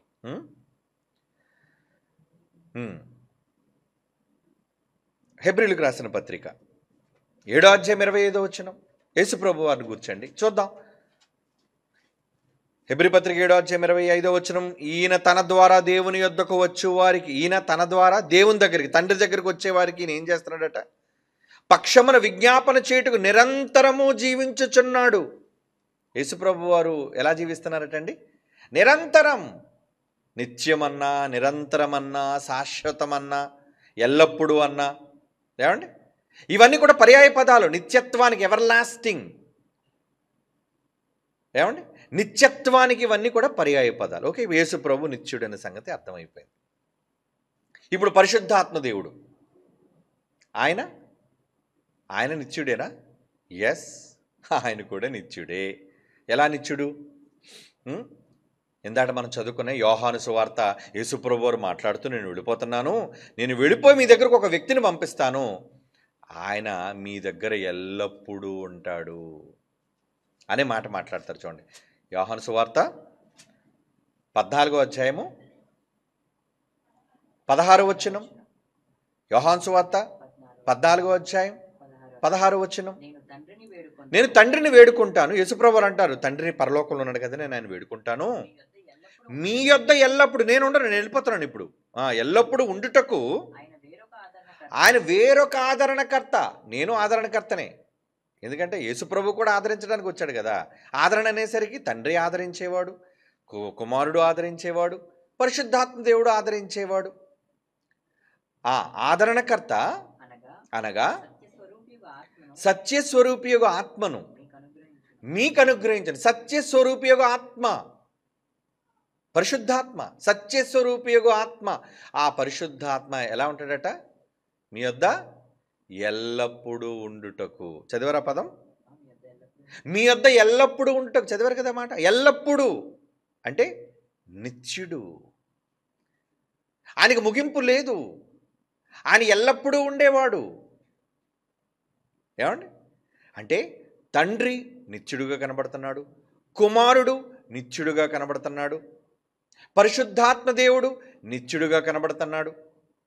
అవునా? వీళ్ళందరూ నిత్యులేనా? ఎస్, వీళ్ళు ముగ్గురు నిత్యులే. వీళ్ళు ముగ్గురు నిత్యులే. మరి చాలామంది అంటే పరిశుద్ధాత్మ గురించి ఇంకొక మాట కూడా చూద్దాం. హెబ్రీయులకు రాస్తున్న పత్రిక 9వ అధ్యాయం 14వ వచనం కూడా చూడండి. అంటే అందరి గురించి రెండు మాటలు చూసాం కదా, ఈయన గురించి కూడా ఇంకో మాట చూసేద్దాం. హెబ్రీ పత్రిక 9వ అధ్యాయం 14వ వచనం. 14వ వచనం ఏంటుంది అందులో? నిత్యుడగు ఆత్మ ద్వారా తన్ను తాను దేవునికి నిర్దోషిగా అర్పించుకుని క్రీస్తు యొక్క రక్తము. క్రీస్తు వేరు, ఈయన ఎవరి గురించి మాట్లాడుతున్నారు? ఆయన నిత్యుడగు ఆత్మ ద్వారా, అంటే పరిశుద్ధాత్మ దేవుడు కూడా నిత్యుడు అని బైబిల్ చెప్పింది. ఎందుకంటే ప్రతిదానికి మనకు బైబిల్ బేస్, మర్చిపోకండి. బైబిలే మనకి ఆధారిత గ్రంథం, లిఖితపూర్వకమైన గ్రంథం, దేవుడు పరిశుద్ధాత్ముని ద్వారా వ్రాయించిన గ్రంథం. కనుక ఇక్కడ ఆత్మను ఏమన్నాడు? నిత్యుడగు ఆత్మ ద్వారా. ఆత్మ అనగానే పరిశుద్ధాత్మ దేవుడు. తండ్రి నిత్యుడు, కుమారుడు నిత్యుడు, పరిశుద్ధాత్ముడు నిత్యుడు. చాలామంది యేసుప్రభువే నిత్యుడు, యేసుప్రభువే నిత్యుడు, యేసుప్రభువే నిత్యుడు. ఇంకెవరు కాదా? తండ్రి నిత్యుడు కాదా? ఆ తండ్రి కూడా నిత్యుడని ఒప్పుకుంటామండి. పరిశుద్ధాత్ముడు కూడా నిత్యుడని ఒప్పుకుంటామండి. వీళ్ళు ముగ్గురే నిత్యులని అంటారా? కాదు. అదే తెలుసుకోవాలి మీరు. ఎంతవరకు మాకు జ్ఞానం తెలుసు అనుకుంటున్న వాళ్ళు ఎంతసేపు తండ్రి, కుమారుడు, పరిశుద్ధాత్మ వీళ్ళు ముగ్గురును గురించి ప్రస్తావించి వీళ్ళే నిత్యులు, వీళ్ళే నిత్యులు, వీళ్ళే నిత్యులు అని మాట్లాడుతున్నారే, మేము అంగీకరిస్తాం వాళ్ళు ముగ్గురు నిత్యులని. వాళ్ళు ముగ్గురు నిత్యత్వాన్ని కలిగిన వారిని మేమెందుకు అంగీకరించాలి? బైబిల్ అంగీకరించింది కనుక. బైబిల్ అంగీకరించింది కనుక మేము అంగీకరించాలి. అందరూ అంగీకరించి తీరాలి. కానీ వాళ్ళకి తెలియని మరొక విషయం ఏంటో తెలుసా? తండ్రిలో నుంచి ఆయన ఆత్మను పంచుకొని వచ్చిన నేనెవరో తెలుసా? నేనెవరో తెలుసా? నిత్యుడు, ఎల్పిబి, నిత్యుడు. మీకోసం భలే గొప్పగా చెప్పుకుంటారండి అంటారా? మీకోసం కూడా చెప్పుకోండి గొప్ప. మీరెవరు? మీరు నిత్యులే. మీరు నిత్యులు గారా? నేను నిత్యుడు కానండి, చచ్చిపోయిన తర్వాత మా ఫోటో తీసేస్తున్నారండి, నేను కనపట్టలేదండి అనుకుంటున్నారా? తండ్రిలో నుంచి భూమి మీదికి వచ్చిన ప్రతి ఆత్మ, ఏ ఆత్మలకు తండ్రిగా దేవుడు ఉన్నాడో, నిత్యుడుకు తండ్రిలో నుంచి బయటకు వచ్చిన మనమందరం నిత్యులం. ఎంతసేపు తండ్రి నిత్యుడు, కుమారుడు నిత్యుడు, పరిశుద్ధాత్ముడు నిత్యుడని వాళ్ళ నిత్యత్వం కోసం మాట్లాడి వీళ్ళు అసలు రే నువ్వు కూడా నిత్యుడువేనరా బైబిల్ అంటుంది. రే చిటికన్నా, నువ్వు కూడా నిత్యుడువేనరా. ఎలా? నేనెలా? నిన్ను ఎవరికన్నారు? నిన్ను? ఉన్నవానిలో నుంచి కదా వచ్చాం. ఆదాము మట్టి బొమ్మలోకి ఆదాము వచ్చాడా? మట్టి బొమ్మలోనికి ఆదాము వచ్చాడు. ఎక్కడి నుంచి వచ్చాడు? దేవునిలో నుంచి, పరలోకం నుంచి తీయలేదు. ఎక్కడి నుంచో, ఏ మూల నుంచో, ఏ సందు నుంచి తీయలేదు. ఆయన తనలోని జీవవాయువును ఓదగా, భాగం అన్నాడు. అందుకే ఇంక ఇవన్నిటిలోకి వెళ్తే చాలా పెద్ద సబ్జెక్టు. మనం దేవుని భాగాలము, బైబిల్ దాన్ని అంగీకరించింది. అంటే ఆయన పార్ట్, నువ్వు ఒక పార్ట్. దేవుడు ఒక పెద్ద బంతి అయితే ఆ బంతిలో ఒక చిన్ని కణం లాంటి వాడు నువ్వు కూడా. ఆత్మ అందులో ముక్క, నువ్వు పార్ట్ అంటే ఒక ముక్క, భాగము అన్నారు. మరి ఈ భాగం అది ఒకటేనా? పెద్ద పిండి ముద్ద కలిపారండి, అందులోంచి ఒక చిన్న ముద్ద తీశారండి. ఈ ముద్ద ఆ ముద్ద ఒకటా కాదా? ఒకటే. ఆ మిశ్రమం నుంచి వచ్చినదే ఇది కూడా. కనుక అందులో ఏ లక్షణాలు ఉంటాయి, ఇందులో కూడా అవే లక్షణాలు ఉండి తీరాలి. మరి దేవుడు ఉన్నవాడైనప్పుడు ఆయనలో నుంచి వచ్చిన ఆదాము ద్వారా భూమి మీద రంగప్రవేశం చేసిన మనం అందరం నిత్యులము కాదా? ఎస్, నిత్యులమే. ఇది నేను మాటతో చెప్పను, బైబిల్ చూపిస్తాను మీరు. ఏమండి? బైబిల్ చూద్దామా? ప్రసంగి గ్రంథం 12వ అధ్యాయం 5వ వచనం చూడండి. ప్రసంగి గ్రంథం 12వ అధ్యాయం 5వ వచనం ఏమని రాయబడింది? ఇక్కడ మనిషి ముగింపు కోసం మాట్లాడుతూ, ఎత్తు చోట్లకు భయపడుదురు, మార్గం లేదు, భయంకరమైన కనబడిన బాదం వృక్షం, పువ్వులు పూయను, ఏమంటే ఇవన్నీ చెబుతూ ఏలయనగా, కనబడిందన్నమాట. ఏలయనగా ఒకడు అంటే ఎనీబడి, ఒక మనిషి తన నిత్యమైన ఉనికి పట్టుకుపోవచ్చున్నాడు. ఎక్కడికి వెళ్ళిపోతున్నట? నిత్యమైన ఉనికి పట్టు. ఒకడు తన నిత్యమైన ఉనికి పట్టు అంటే భూమి మీద ఈ దేహాన్ని విడిచిపెట్టే ప్రతి ఒక్కరూ నిత్యత్వంలోనికి వెళుతున్నారు. నిత్యమైన ఉనికి పట్టు అంటే నిత్యమైన ఉనికి పట్టు. అది నిత్యమైనది నువ్వు కాదనుకున్నావా? ఆ నిత్యమైన ఉనికి పట్టులో ఉండేది ఎవరు? నువ్వే. నిత్యత్వంలో ఉండేది నువ్వే, మనమే. అంటే శరీరాన్ని విడిచిపెట్టిన వాళ్ళందరూ నిత్యులేనా? ఎస్, నిత్యులు. ఎందుకంటారా? ఇప్పుడు బైబిల్ చూడండి. పేతురు రాసిన మొదటి పత్రిక 1వ అధ్యాయం 21వ వచనం. పేతురు రాసిన మొదటి పత్రిక 1వ అధ్యాయం 21వ వచనం. మీ పుట్టుక కోసం చెప్తున్నాడు చూడండి. మీరు క్షయబీజము నుండి కాక, అంటే మీరందరూ కూడా తండ్రి తల్లి కలయికలో పుట్టిన వాళ్ళు, మీరంతా కూడా వీళ్ళన్నీ కూడా క్షయమైన బీజాలు, అంటే దేహ సంబంధమైనవి. కానీ లోన ఉన్నావే మనం, ఆత్మ ఎక్కడి నుంచి వచ్చింది అనుకున్నారు? క్షయబీజము నుండి కాక, ఏమంటున్నాడు? శాశ్వతమగు జీవము గల దేవుని వాక్య మూలముగా అక్షయ బీజము నుండి పుట్టింపబడిన వారు అంటున్నాడు చూడండి. మీరంతా ఎవరు? ఏ బీజం నుంచి వచ్చారు? ఏమండి? శాశ్వతమగు జీవము గల అక్షయ బీజం. అక్షయము అంటే నాశనము లేనిది, ముగింపు లేనిది, అంటే నిత్యత్వం, నిత్యమైనది, శాశ్వతమైనది, ముగింపు లేనిది. అవునా? ఎటర్నిటీ. నిత్యత్వం అనే పదం పోనీ అర్థం చేసుకోండి. ఎందుకంటే మనం మాట్లాడుతుంది నిత్యత్వం కోసమే కదా. నిత్యత్వం, మనలో నిత్యత్వం ఉందా? ఎస్, నాలో నిత్యత్వం ఉంది. నేను నిత్యుడను కాదని ఎవరంటారు? మరి భూమి మీద కనబడినంత మాత్రాన నిత్యుడు కావా? భూమి మీద లేవు, కానీ ఎక్కడున్నావు? ఎక్కడో దగ్గర ఉంటావు. ఎందుకంటే మనం పుట్టింది దేవుని బీజం. బీజం అంటే ఆయన అంశం అని అర్థం. ఆయనలో నుంచి వచ్చాం మనం. ఆయన ఆత్మను పంచుకొని పుట్టాం. ఆయన నిత్యుడైతే నేను నిత్యుడినే. ఆయన అక్షయుడు కనుక నేను అక్షయుడినే. ఆయన ఉన్నవాడు కనుక నేను ఉన్నవాడినే. ఆయనకు ఆది అంతం లేకపోతే నాకు ఆది అంతం లేదు. అవునా? దేవుడికి ఆది అంతం ఉందా? లేదు. యేసుప్రభుకి ఆది అంతం ఉందా? లేదు. పరిశుద్ధాత్మ దేవుడికి ఆది అంతం ఉందా? లేదు. మీకు ఆది అంతం ఉందా? లేదు. నాకు ఒకవేళ అంతం, ఆది అంటే శరీరంలో పుట్టడం కాదు, అమ్మ కడుపులోంచి పుట్టడం ఆది అనుకున్నారేమో. తప్పు. ఎందుకు తప్పు? ఇప్పుడు మీకు చూపిస్తాను నేను. అమ్మ కడుపులోంచి బయటికి రావడమే ఆది అని మీరు అనుకుంటే, యోబు గ్రంథం 38వ అధ్యాయం, ఏమండి? యోబు గ్రంథం 38వ అధ్యాయం 4వ వచనం చూడండి. నేను భూమికి పునాదులు వేసినప్పుడు యోబు నువ్వు ఎక్కడ ఉన్నావు అని ప్రశ్న చాలాసార్లు మీరు చదివారు. ఏమండి? నీకు వివేకం కలిగి ఉంటే చెప్పు అని ప్రశ్నించి 21వ వచనంలో ఏమన్నాడు? నీవు బహువృద్ధుడవు. నేను ఈ భూమికి పునాది అంటే భూమిని ఇంకా నేను చేయలేదు, భూమిని నేను పుట్టించలేదు ఇంకానా. భూమి పుట్టిన తర్వాత మనిషి పుట్టాడా? భూమి పుట్టకముందు మనిషి పుట్టాడా? భూమి పుట్టిన తర్వాత కదా. 6వ రోజు ముగింపులో మనిషి పుట్టాడు, ఆదాము. ఓకే, అంటే దేహ సంబంధమైన జననం, దేహ సంబంధమైన ప్రారంభం కోసం చెప్తున్నాడు. కానీ ఇక్కడ ఏమంటున్నాడు? నేను భూమికి పునాదులు వేసినప్పుడు నువ్వెక్కడ ఉంటివి? యోబుతో అడుగుతున్నాడు. వివేకం ఉంటే చెప్పు. 21వ వచనం, నీ బహురుద్ధుడవు, నీవు అప్పటికి పుట్టి ఉంటివి. అప్పటికి పుట్టి ఉన్నాడంటే ఎక్కడైనా దేవుడు గుడ్డు పెట్టేసి పక్కన పెట్టాడు అనుకున్నారా? పుట్టాడంటే ఏంటి అనుకున్నారు అక్కడ అర్థం? పుట్టుక అనగానే అమ్మ కడుపులోంచి బయటికి రావడం అనుకున్నారు కదా మీరు. దేవునికి కూడా పుట్టిన వాళ్ళం మనం. ఇంతకీ అప్పటికి దేవుడు లోకాలను కలుగజేసేటప్పటికి ఆదాము, పోనీ ఆదాం వరకు ఎందుకు, ఈయన యోబు కోసం అడుగుతున్నాడు కదా. యోబు ఎక్కడున్నాడు? ఎక్కడున్నాడు మీకు తెలుసు కదా. ఎక్కడున్నాడు? దేవునిలో ఉన్నాయి కదా కనున్నాడు. లేదా పరలోకంలో ఏదైనా మూల ఉన్నాడా?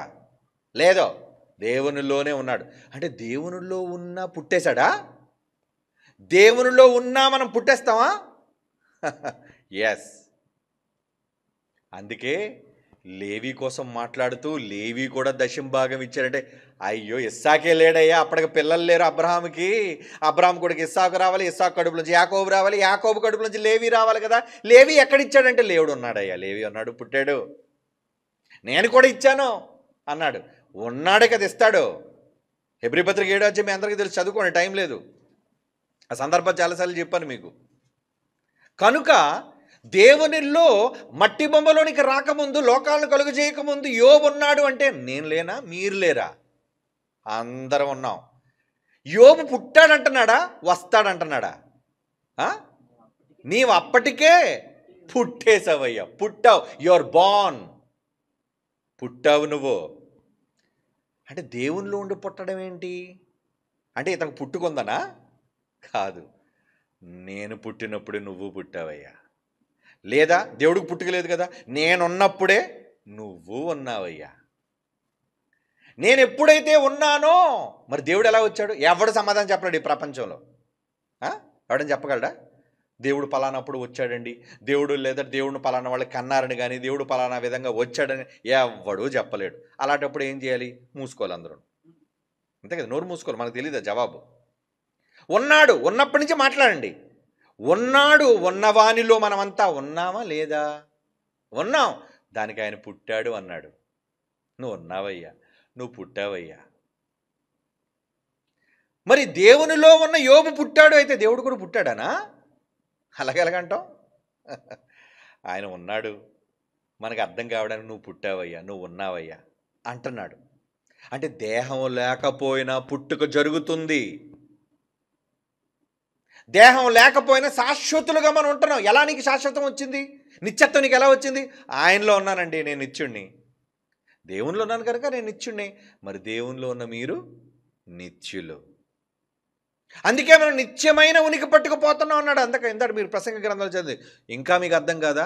ఎందుకంటే క్షయ బీజం నుంచి కాదు కదా, అక్షయ బీజం అన్నాడు. మరలా దేవుడి నుంచి రావడం అంటే, దేవునిలో నుంచి అంటే అది నాశనం అయిపోయే బీజం కాదే, అంతం లేని బీజం. అది ముగింపు లేని బీజం, ప్రారంభం లేని బీజం. నీకు ఒకవేళ ముగింపు ఉంటే దేవుడు కూడా ముగింపు ఉండాలి. నువ్వు చచ్చిపోతున్నావు అనుకో, నీ ఆత్మ చచ్చిపోతుంటే దేవుడు కూడా చచ్చిపోతాడు. నీ ఆత్మ పుడుతుంది అంటే దేవుడు కూడా పుట్టాడు. ఆయనకి ఏది అప్లై అవుతుంది, నీకు అదే అప్లై అవుతుంది. ఎందుకంటే ఆయన భాగం నువ్వు, ఆయన పార్ట్ నువ్వు. ఓకేనా? యెషయా గ్రంథం 41:4 చూడండి.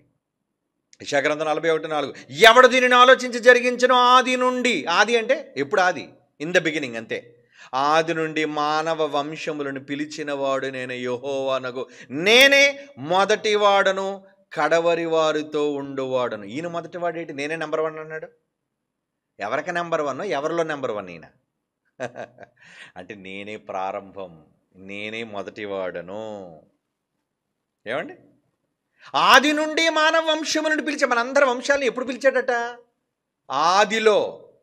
ఆది యందు వాక్యం ఎప్పుడైతే ఉందో ఆదిలో. ఆది యందు ఎప్పుడు భూమి ఆకాశం సృజించాడో ఆదిలో, ప్రారంభంలో. అంటే మన అందరికీ ఆది అంతం లేదా? లేదు. ఆది లేదు, అంతము లేదు. మీరు చెప్పుకుంటున్న ఈ పుట్టుక చావులు దేహానికి, ఆ అమ్మ కడుపులో నుంచి రావటం, శ్మశానంలోనికి పోవటం, ఇదా పుట్టుక మరణాలు అనుకున్నారు? యేసుప్రభుకి అది లేదు, పరిశుద్ధాత్మకి అది లేదు, నీకు నాకు లేదు, అసలు ప్రపంచంలో దేనికి లేదు, ఏ మనిషికి లేదు. నిత్యత్వం. దేవుడు నిత్యుడు, యేసుప్రభు నిత్యుడు అని వాళ్ళ ముగ్గురు కోసం ఆలోచిస్తున్నావు. కానీ అరే నాన్న, నువ్వు కూడా నిత్యుడివేనయ్యా, మనందరం నిత్యులం. దేవుడు చెబుతున్న మాట. ఏమండి? ఎందుకంటే మనం ఎక్కడికి వెళతాం? ఏమండి? మనం ఎక్కడికి వెళతాం? ఒకళ్ళు మంచి వాళ్ళే నిత్యులుగా ఉంటారు, చెడ్డవాళ్ళు నిత్యులుగా ఉండరు అనుకుంటున్నారా? అయితే మీకు ఒక మాట చూపిస్తాను, మీరు చూడాలి. దానియేలు గ్రంథం చూడండి, 12వ అధ్యాయం 2వ వచనం. దానియేలు గ్రంథం 12వ అధ్యాయం 2వ వచనం ఏమంటున్నాడు అక్కడ? సమాధుల్లో నిద్రించి అనేకులు మేల్కొనెదరు, కొందరు నిత్య జీవం అనుభవించుటకును, కొందరు నిందపాలొగుటకు, అంటే నిత్యము హేయులొగుటకు మేల్కొందురు.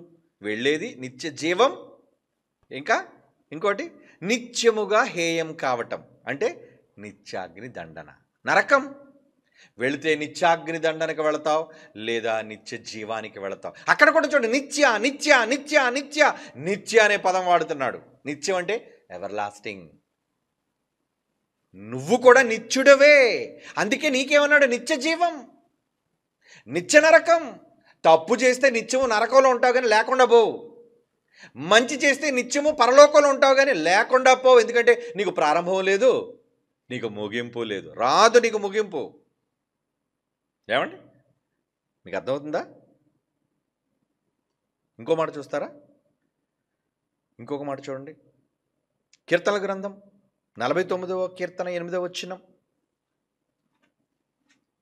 కీర్తనల గ్రంథం 49వ కీర్తన 8వ వచనం, వాడు కుళ్ళు చూడక నిత్యము బ్రతుకున్నట్లు. ఏంటి? కుళ్ళు చూడవా? కుళ్ళు చూడక నిత్యము బ్రతుకున్నట్లు వాని నిమిత్తమే దేవుని సన్నిధిని ప్రాయశ్చిత్తము చేయగలవాడు ఎవడునూ లేడు. నిత్యము బ్రతకాలి అంటే అంటే శరీరం కుళ్ళిపోద్దండి, దేహం మట్టి అయిపోద్దండి. కానీ ఇంకా రహస్యంలోనికి వెళితే అది కూడా పాడవదు, వచ్చేస్తుంది బయటికి. తర్వాత విందాం దానికోసం. ఏమండి, ఇంకొక మాటలోనికి వెళ్దాం. మత్తయి సువార్త 25వ అధ్యాయం యేసు ప్రభువు అంటున్న మాట చూడండి. మత్తయి సువార్త 25వ అధ్యాయం 41, 46. మత్తయి సువార్త 25వ అధ్యాయం 41, 46 అండి. అప్పుడు ఆయన ఎడం వైపు ఉండి వారిని చూచి, శపించబడిన వారులారా నన్ను విడిచి అపవాదికి నీ మన దూతలకు సిద్ధపరచబడిన నిత్యాగ్నిలోనికి పోవుడి. అంటే అగ్ని మనల్ని చంపదా? అగ్నిలో మన ఆత్మ చావదా? ఆత్మ చావదు. ఎందుకు ఆరని అగ్నిని పెట్టాడు? నీ ఆత్మకు చావు లేదు గనుక. అంటే నీకు ముగింపు లేదా? అంతం లేదా?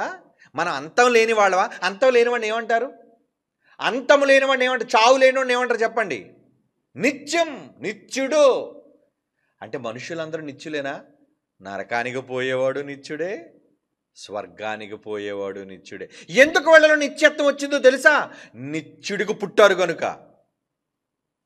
యేసు ప్రభువులో నిత్యత్వం రావడానికి నిత్యుడి నుంచి వచ్చాడు కనుక, పరిశుద్ధాత్మలో నిత్యత్వం రావడానికి ఆయన కూడా నిత్యుడి నుంచి వచ్చాడు గనుక, మనకి కూడా నిత్యత్వం ఉండడానికి మనం కూడా నిత్యుని నుండి వచ్చాము గనుక.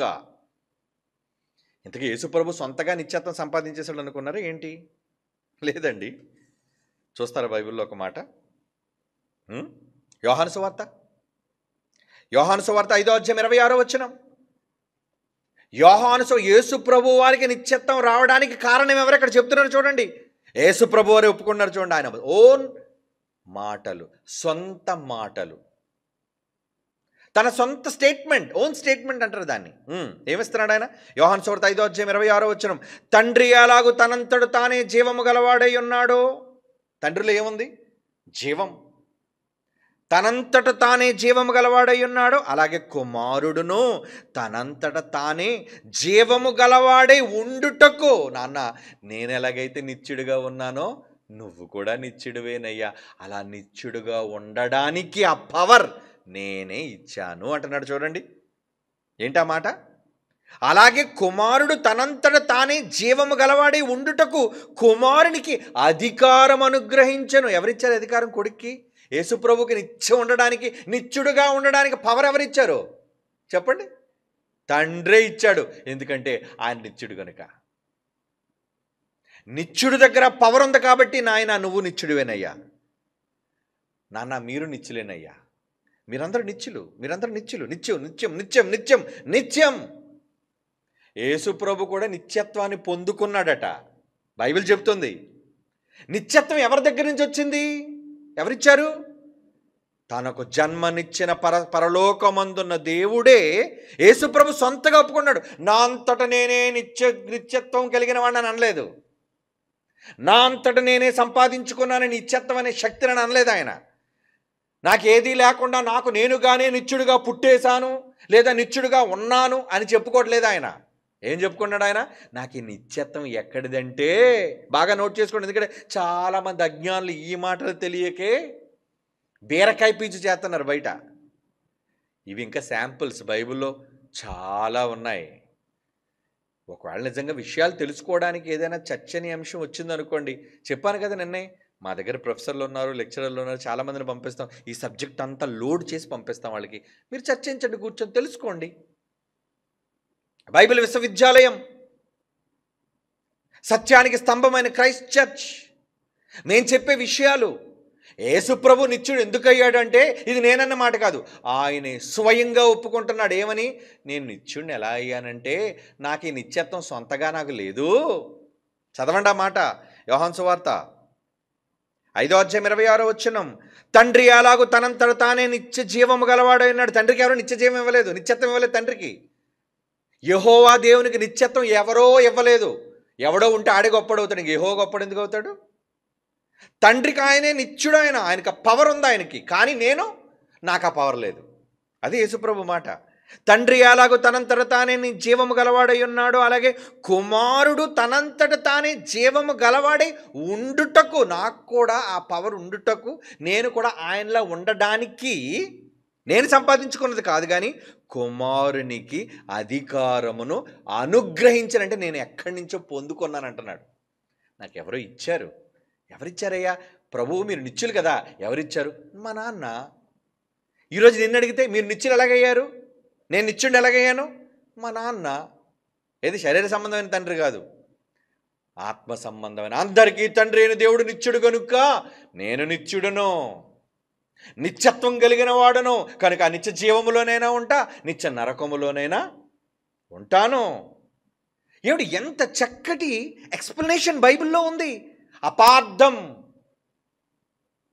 తలపాగా చుట్టుకోరా అంటే ఎవడికో ఇచ్చాడట, రే తలపాగా చుట్టుకోరండి, గుడ్డ ఇచ్చాడు, టర్బన్ అంటారు చూసారా, అది చుట్టుకోరంటే ఇటు చుట్టుకోవడం రాదు, రైతులే చుట్టుకుంటారు కదండి. ఇటు చుట్టి చుట్టి చుట్టి చుట్టడం రాక ఏమన్నాడంటే, అరే తల వంకర అన్నాడట. తల వంకర నీకు చుట్టడం రాక ఎవరి మీద నేరం నెట్టేస్తావు? విషయాలను బైబిల్ నుంచి సంగ్రహించడం రాక, ఏమండి ఒరిజినల్ పట్టు తేనె తీయడం తెలియదు వీళ్ళకి, బెల్లం పాకం కలిపేసి తేనె బాటల కింద అమ్మేస్తుంటారు. అలాంటి సరుకు ఈరోజు బజార్లో ఉంది. కానీ ప్యూర్ ఎసెన్స్, బైబిల్లో ఉన్న సత్యం ఉన్నది ఉన్నట్లుగా 66 పుస్తకాలను పిండి బయటికి తెచ్చే వన్ అండ్ ఓన్లీ ఎవరు? That is Christ church. సత్యానికి స్తంభం, సత్యానికి స్తంభం. పరిశోధన, పరిశీలన, చదివి తెలుసుకున్నదేనండి. ఏదో దేవుడు ఏదో స్పెషల్గా మనకి ఇచ్చేసిందని కాదు. అక్కడ ఎవరైతే పరిశోధన పద్ధతిలో చదువుతారో వాళ్ళకి దేవుడు అనుగ్రహిస్తాడు జ్ఞానం. కనుక ఈ మాట మనకేం చెబుతుంది? జీవం, నిత్యత్వం. కుమారుడు కూడా తండ్రి దగ్గర నుంచి నిత్యత్వాన్ని పొందుకున్నాడని కుమారుడే ఒప్పుకున్నాడు. మధ్యలో ఈ కొడుకులు ఒప్పుకోవట్లేదండి. వీళ్ళు ఎవరి కొడుకులు ఏమండి? అంటే వీళ్ళు ఆయన కొడుకులు కాదనమాట. ఎవరో ఒక తండ్రి ఉన్నాడు వీళ్ళకి. ఎవరో అబద్ధికుడు, అబద్ధమునకు జనకుడు. మరి మీరంతా నా పిల్లలరా నా పిల్లరా అని ఆడి చంకలు కొట్టుకున్నాడు. ఆ దౌర్భాగ్యుడు, నీచుడు, నికృష్టుడు ఎవడవాడు? ఈ శాటన్, సాతానే కదండి. ఒరే మీరందరూ మీ తండ్రి యొక్క అపవాది సంబంధులు అని యేసుప్రభు ఆ రోజే అన్నాడు. నేనేమో నా తండ్రికి పుట్టానని గొప్పగా చెప్పుకుంటాడు, మీరేంట్రా దెయ్యం పిల్లలని చెప్పుకుంటున్నారు? మరి ఈరోజు సత్యాన్ని ఒప్పుకోలేని వాళ్ళు యేసుప్రభు నిత్యుడే, ఎవరు నిత్యత్వం ఆయనకి ఇవ్వలేదు, ఆయన సొంతగా నిత్యుడు, ఆయన సొంతగా నిత్యుడు, ఆయన సొంతగా నిత్యుడు అంటే యేసుప్రభు సొంతగా ఆయనే ఒప్పుకున్నాడు, నేను సొంతగా నిత్యుడు కాను, నాకు నిత్యత్వం నా తండ్రి భిక్ష పెట్టాడు అని. లేదు నేను నిత్యం అంటే ఇప్పుడు వీడిని ఏమనాలి? ఎవడ కొడుకేడు? దొంగ మాట్లాడే, దొంగ మాటలు అబద్ధాలు మాట్లాడే అబద్ధికుడు కొడుకేడు. అందుకే జాగ్రత్త పిల్లలారా, ఇలాంటి తప్పుడు వ్యాఖ్యానాలు చేసేవాళ్ళు చాలామంది మీ మధ్య ఉన్నారు. బివేర్. పిచ్చుకొక్కలు రోడ్డు మీద తిరుగుతున్నాయి అనుకోండి, ఏం చేయాలి? పిచ్చుకొక్కలు తిరుగుతున్న జాగ్రత్త. ఈ మధ్యన సుప్రీంకోర్టు ఇచ్చింది, చంపేయండి పిచ్చుకొక్కలన్నింటినీ. నిజమే, వెరీ గుడ్. ఎందుకంటే ఎంతోమంది పిల్లలు చచ్చిపోతున్నారండి. ఆడవాళ్ళు రోడ్ల మీద ఉన్న, మగవాళ్ళు ఎంతోమంది బైకుల మీద వెళ్తూ పడిపోయి యాక్సిడెంట్లు అయిపోయి ప్రాణం పోయిన వాళ్ళు ఉన్నారండి, బ్రెయిన్కి డ్యామేజ్ అయ్యి. అడిగడి పని పాటలేదు, రాత్రి అయ్యేసరికి ఊరి మీద తిరిగి ఎవరు కనబడితే లైట్ కనబడగానే ఉరుకుతుంటే వాళ్ళ మీద. దేవుని పిల్లల, ఇలాంటి సరుకు సమాజంలో చాలామంది ఉన్నారు. బివేర్.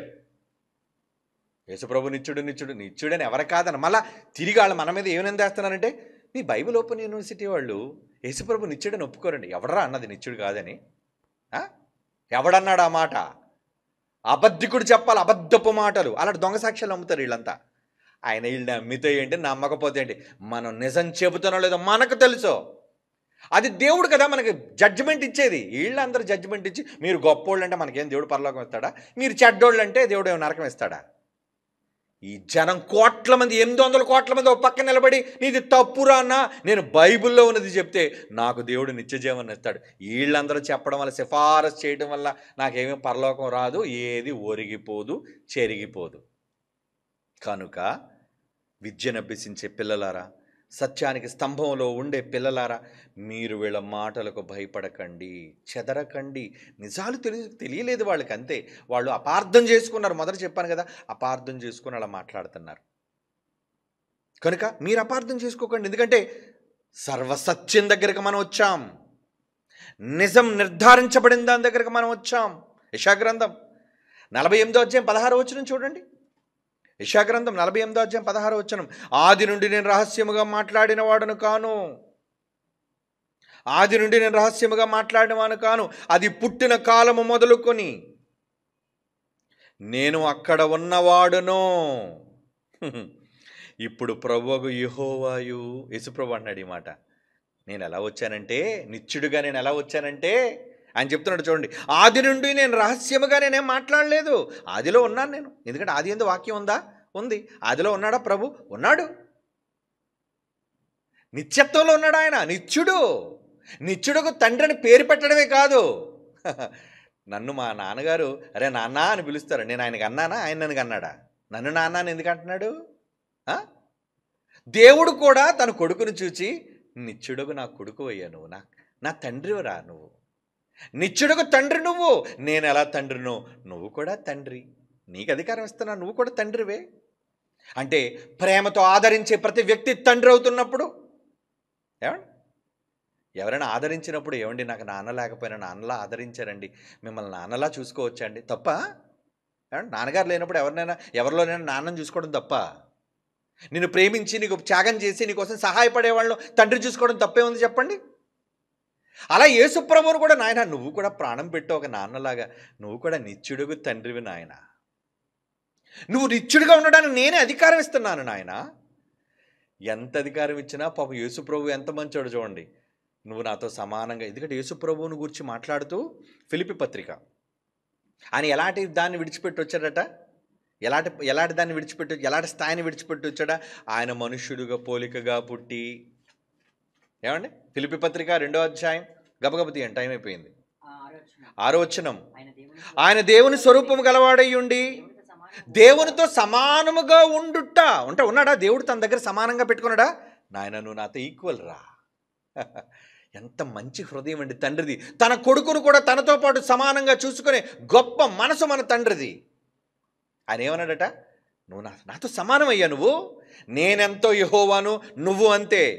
అలాంటి స్థితిని వదులుకొని సమానముగా ఉండుట విడిచిపెట్టకూడని భాగ్యమని అనుకోలేదు, కానీ వదిలేసి ఆ సమానత్వాన్ని, దేవునితో సమానత్వాన్ని, తండ్రితో సమానత్వాన్ని వదిలేసుకొని ఏమండి కిందకు వచ్చేసాడు. యేసుప్రభు త్యాగం చేశాడు. ఏమండి ప్రతి ఆదివారం నేను మాట్లాడుతుంటానండి, తండ్రి గారు మాట్లాడుతుంటారండి ఇక్కడ కుర్చీలో కూర్చొని. కానీ మొన్న 2 సందర్భాల్లో నాకు ఒక విధంగా బాధ అనిపించింది. కానీ నిజంగా ఆయన చిన్నపిల్లల నా పక్కన కూర్చొని, అంటే ఆయన కుర్చీ నాకు ఇచ్చి సండే పూట నడిపించి అప్పటి వరకు వాక్యం చెప్పేసరికి వచ్చేసరికి మీరు చూసరికి సీట్ మారిపోయాడు. ఆయన సీట్ మారిపోయి ఎక్కడికో వెళ్ళిపోలేదు, ఆయన ఇక్కడే నా కుడి పక్కన కూర్చున్నాడు. అంటే తండ్రి స్థానంలో కొడుకు వచ్చాడు, కొడుకు స్థానంలో తండ్రి వెళ్ళిపోయాడు. ఆయన నా కొడుకు అయిపోయాడు ఇప్పుడు ఆయన. అవునా? కుడి పక్కన కొడుకు ఉంటాడు అనుకుంటే, ప్రసన్నబాబు గారు జైశాలి గారు పక్కన ఉంటారు, కుడి పక్కన అనుకుంటే కుడి పక్క ఎడం పక్క. ఇప్పుడు కుడి ఎడాలు పెద్ద ఆలోచించకండి, మళ్ళీ ఏదో ఉదాహరణగా మీకు చెప్తున్నాను అంతే. కనుక ఆ సండే పూట నేను మాట్లాడినప్పుడు ఆయనేమో కొడుకుగా నా స్థానంలో కూర్చున్నాడు, నేనేమో తండ్రి స్థానంలో కూర్చున్నాను. అప్పుడు నేనేమప్పుడు వచ్చేసింది, ఇంక విర్రవీగిపోయి ఇంక నేనే అయిపోయాను డైరెక్టర్. ఆయన అనుకోకూడదు కొడుకుని, ఎంత నా తండ్రి నన్ను ప్రేమించి ఇచ్చినా మా నాన్నే, నన్ను కన్న మా డాడీని మించినోడు లేడు అని నేను అనుకోవాలి. అలాగే యేసుప్రభు అనుకున్నాడు. ఎలాగో తెలుసా? చూడండి, అరే బైబిల్ వండర్ఫుల్. బైబిల్ భావాలు అర్థం కాక అపార్థం చేసుకున్నారు వీళ్ళంతా. కొరింథీయులకు రాసిన మొదటి పత్రిక 15వ అధ్యాయం, ఈ లోకాన్ని అంతటిని నాశనం చేయడానికి యేసుప్రభుతో కొడుకుని పంపుతాడు. నాయనా నువ్వు వెళ్ళరా, ఇప్పుడు వెళ్ళి మొత్తం తీసుకొచ్చే సంఘాన్ని అనేటప్పుడు వచ్చి భూమి మీద ఉన్న అధికారాలను మొత్తం సమస్తాన్ని కొట్టివేసి, చదవండి ఆ మాట, 15వ అధ్యాయం 27, 28. దేవుడు సమస్తమును క్రీస్తు పాదముల క్రింద లోపరిచేశాడు. నాయన ముల్లోకాలు నీవేరా, కూర్చోరా, కుర్చీ నీదేరా. నాన్నగారు మీరుంటే నేను కూర్చోవడం ఏంటండి? పర్లేదురా కూర్చో.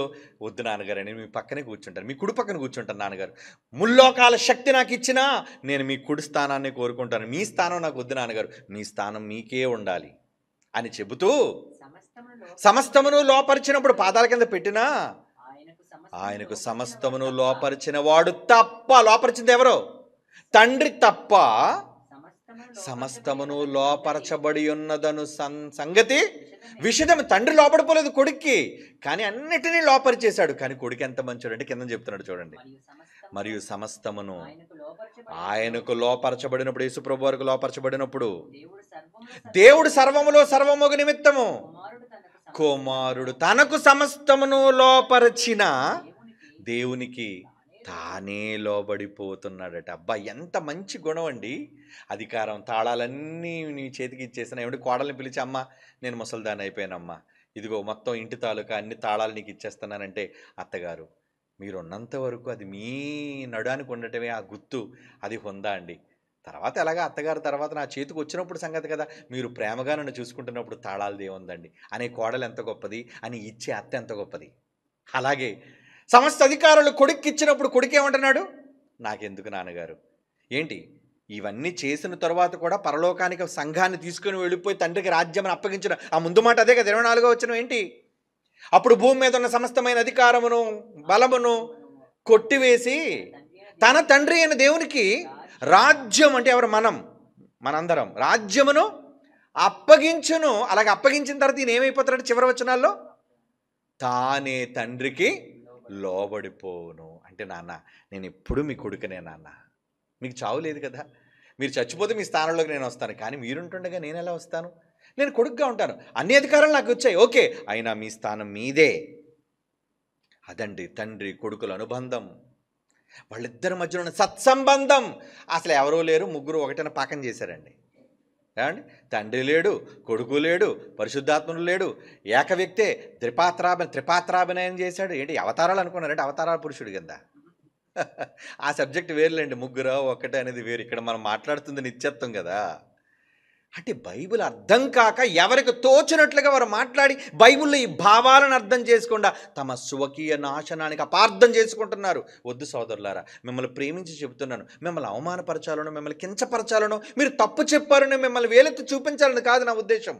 సత్యం తెలుసుకుందాం. నిత్యుడు నిత్యుడు నిత్యుడు యేసుప్రభు నిత్యుడు, యేసుప్రభు నిత్యుడు అని అంటున్నారే, తండ్రి నిత్యుడు, యేసుప్రభు నిత్యుడు, పరిశుద్ధాత్మ దేవుడు నిత్యుడు, యేసుప్రభు నిత్యుడిగా ఉండడానికి తండ్రి అధికారం ఇచ్చాడు. అలాగే మనం కూడా నిత్యులుగా ఉండడానికి మనల్ని నిత్యులుగా చేశాడండి. మన పిల్లలం అండి, ఆయన గర్భాన పుట్టిన వారసులం అండి, దేవునితో పాటు క్రీస్తుతో కూడిన వారసులం, క్రీస్తు తోడి వారసులం అంటాడు చూడండి. రోమపత్రిక 8వ అధ్యాయం అనుకుంటాను చూడండి, ఆఖరి మాటలు 29-30 అనుకుంటాను. ఏమండి కరెక్ట్ చూడండి, ఆ వచనం 17వ వచనం. ఎస్, రోమపత్రిక 8వ అధ్యాయం 17. మనం పిల్లలమైతే వారసులం, మనం తండ్రికి వారసులం కదా, అనగా దేవుని వారసులం, క్రీస్తుతో కూడా మహిమ పొందుటకు ఆయనతో ఒకవేళ మీరు కష్టపడితే క్రీస్తుతోడి వారసులం అంటున్నాడు చూడండి. అంటే క్రీస్తు వారసుడే, మనము వారసులమే, ఆయన కొడుకే, మనం కుమారులమే. ఏమండి, మనమంతా వారసులం. అంటే ఒక తండ్రికి పిల్లలుగా వీళ్ళందరూ వారసులు. ఇంకా చాలా సబ్జెక్ట్ ఉందండి, కానీ మనం మాట్లాడుకునేది ముగ్గురు కోసం కాదు. ఏమండి, ఇప్పుడు మన అంశం ఏంటంటే నిత్యత్వం. అంటే యేసుప్రభు నిత్యుడా? ఎందుకు నిత్యుడు? తండ్రి ఇచ్చాడు, నాయన నువ్వు నిత్యుడిగా ఉండు నాయన. అలాగే మనం కుమారులుగా ఆయన గర్భవాసం నుంచి పుట్టిన మనమంతా కూడా నిత్యులమా కాదా? ఏమండి, అవును నిత్యులమే, నిత్యులమే.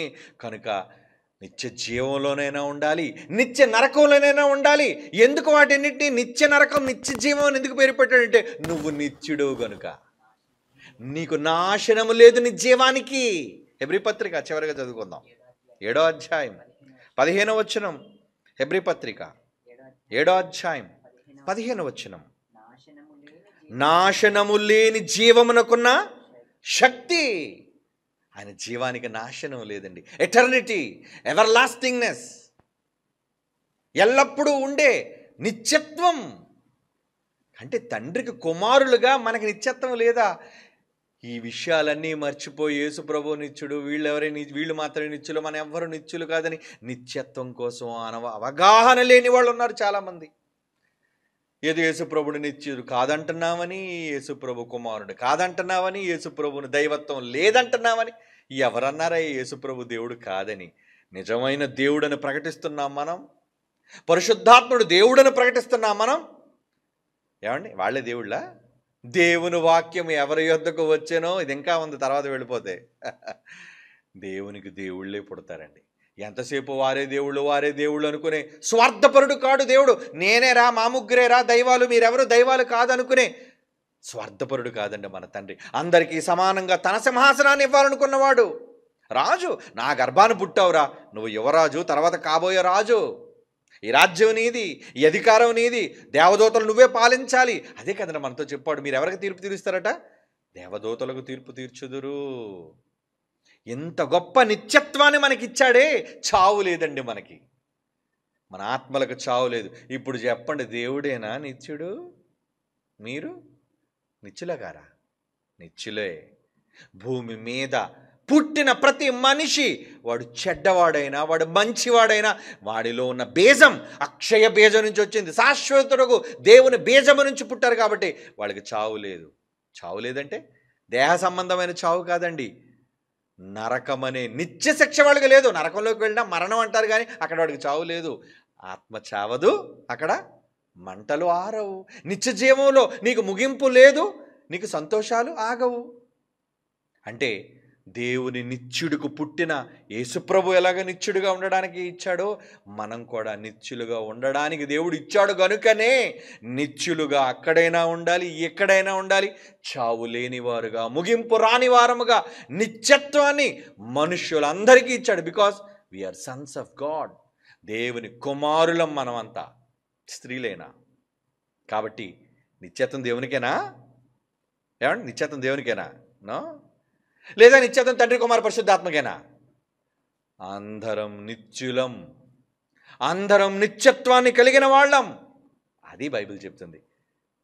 సంతోషించాలనుకున్నాను. God bless you all. కళ్ళు మూసుకోండి, ప్రార్థన చేసుకుందాం.